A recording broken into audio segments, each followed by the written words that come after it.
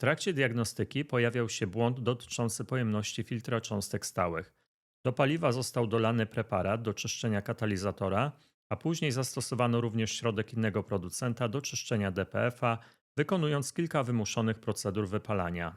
Od momentu usunięcia tych usterek błąd 282A0 nie pojawił się ponownie, a z wydechu przestał być wyczuwalny zapach niedopalonego paliwa.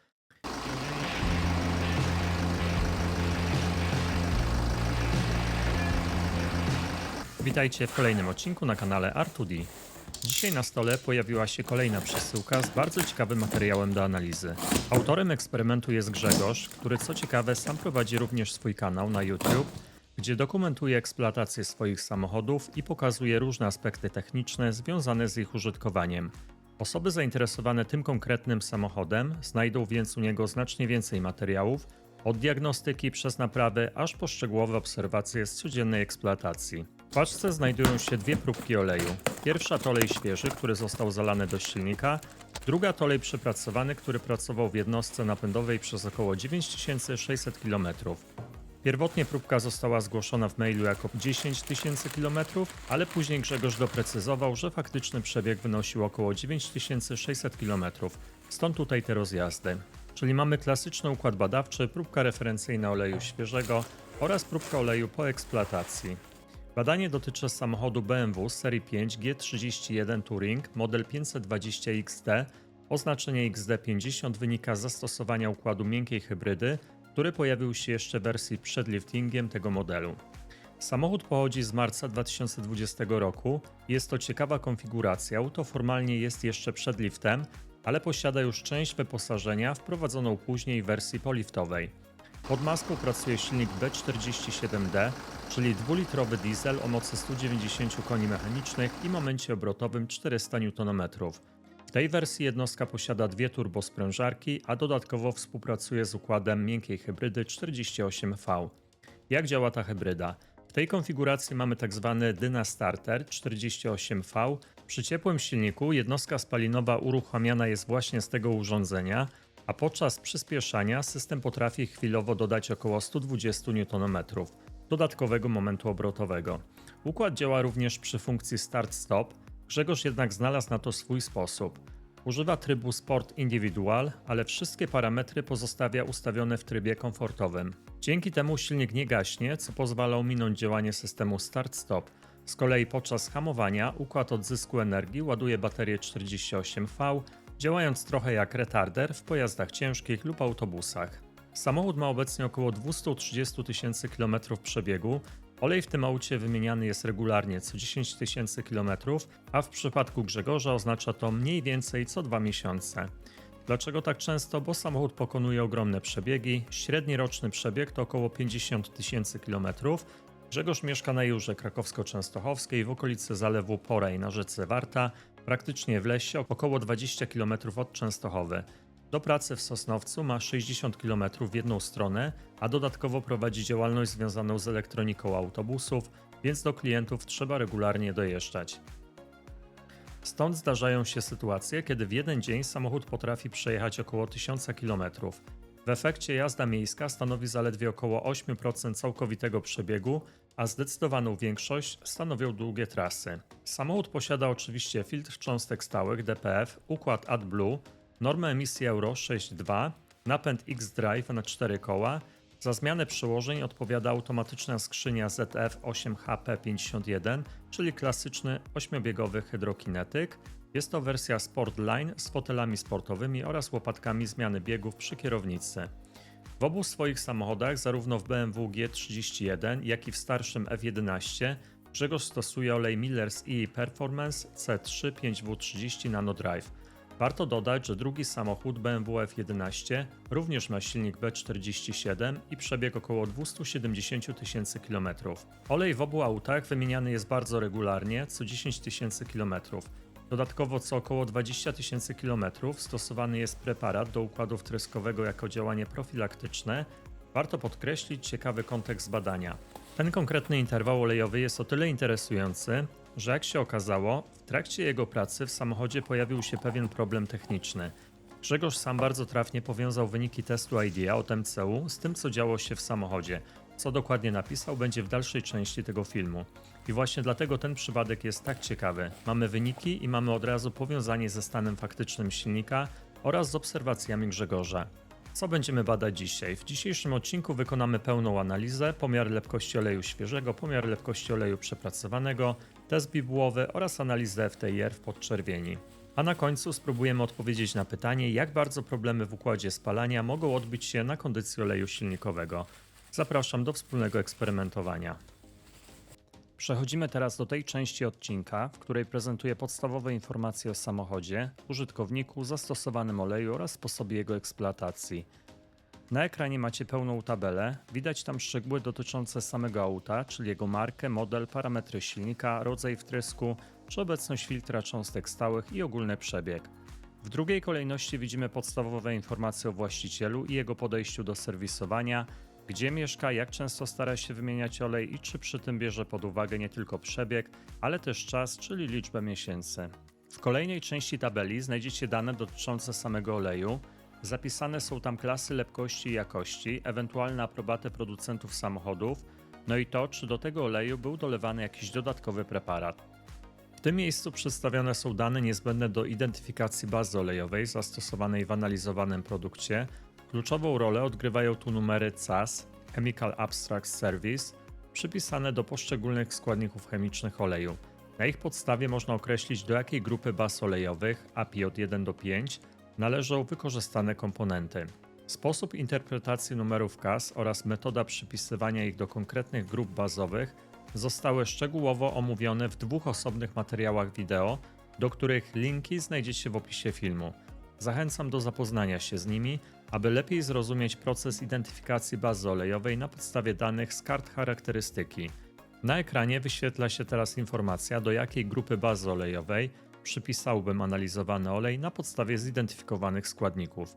Jeśli w publicznie dostępnych źródłach, w szczególności na branżowych forach i portalach poświęconych analizom olejowym, znajdują się raporty z badań tego konkretnego oleju, również zostaną one w tym miejscu wyświetlone jako materiał uzupełniający.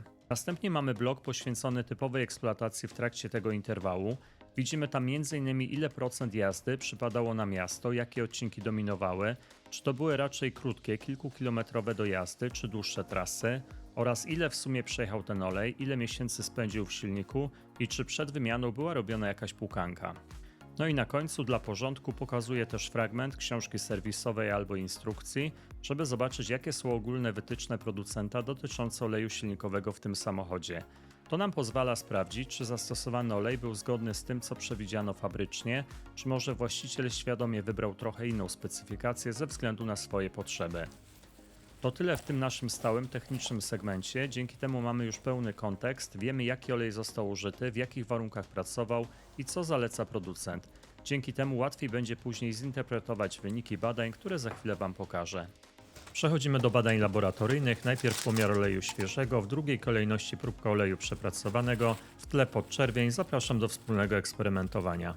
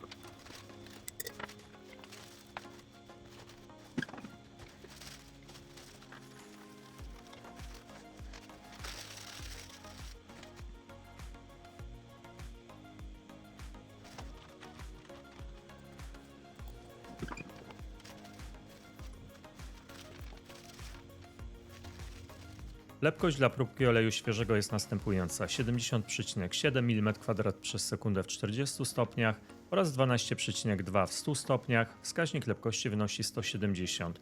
Porównujemy ten wynik z deklaracją producenta. Różnica na poziomie 4-5% na plusie, zgodność na umiarkowanym poziomie. Przechodzimy do pomiaru lepkości oleju przepracowanego. Zapraszam.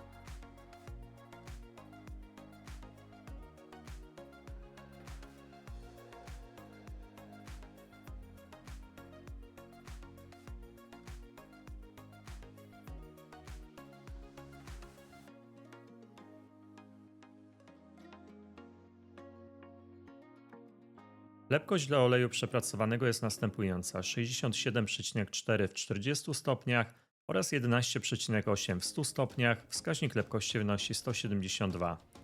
Liczymy zmiany procentowe. Obserwujemy około 5% spadek lepkości w 40 stopniach oraz około 3% spadek lepkości w 100 stopniach Celsjusza. Wskaźnik lepkości pozostaje praktycznie na niezmienionym poziomie. Z punktu widzenia charakterystyki lepkościowej wszystko gra, nie dostajemy tutaj żadnych niepokojących sygnałów. Przechodzimy do kolejnego etapu badań, test bibułowy. Użyjemy testu IDEA od MCU oraz testu wewnętrznego R2D w opcji z 3 bibułami. Zobaczcie, jak wyglądała aplikacja kropli na test oraz kilka zdjęć zrobionych po określonym czasie.